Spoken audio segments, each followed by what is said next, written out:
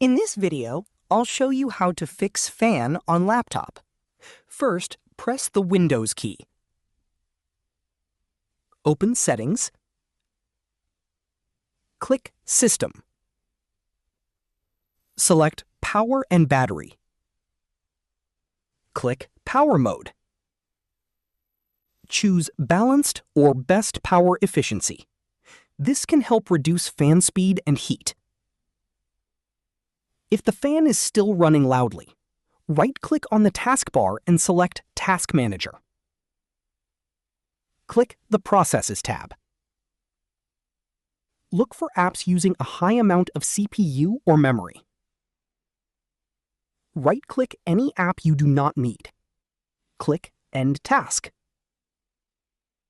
Close Task Manager. Check if the fan is running normally. That's it. This is how you can fix fan on laptop. If you found this video helpful, don't forget to like the video, subscribe to our channel, and press the bell icon for more tutorials. Thanks for watching.